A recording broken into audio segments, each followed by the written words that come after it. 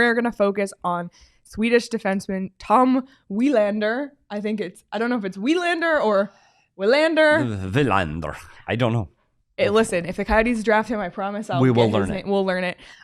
He's a 6'1", 180-pound defenseman, and he's kind of one of those guys mentioned when you hear defenseman in this draft. It's Reinbacher, it's him, it's Sandin Pellikka, in any order, those three. But he's right there. So for the Coyotes picking at 12, if they do decide to go the defenseman route, Willander could be their guy. What do you know about him? Yeah, I think this is going to be an interesting pick because when you hear talk about the top three defensemen in this draft, his name always comes up. His stock really rose in the under-18 tournament for Sweden this year. He's a guy that logs a lot of minutes. When he was in the finals against the Americans and the U18 championship, he played 30-plus minutes. So he's the guy on the defensive side that's playing against Will Smith and Gabe Perreault. He's the guy that's getting those big minutes against the best opponents that the other team has to offer. So this is a kid, one, he can eat minutes.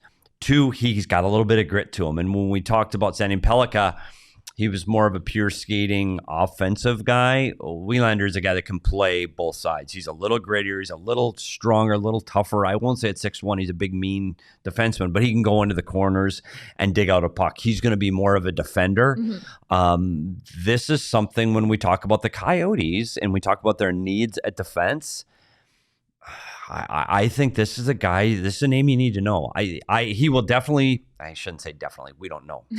He's a guy that could be there at 12. Yeah. Willander's a defenseman that I think could be available at 12. He will absolutely be there at 6. So if they love him, you could see him in that spot. I still believe there's going to be a forward, and it's funny that that's what Tim thought as well. And the defense for the second pick, I think Willander's the guy that definitely could be there at 12.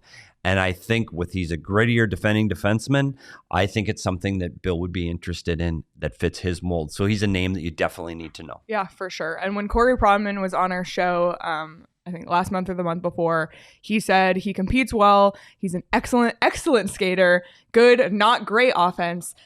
Some of the same things were said about Jake Sanderson in his draft year, and that's worked out well so far. So that's what Corey Pronman had to say about Willander. Definitely an interesting defensive prospect to keep your eye on.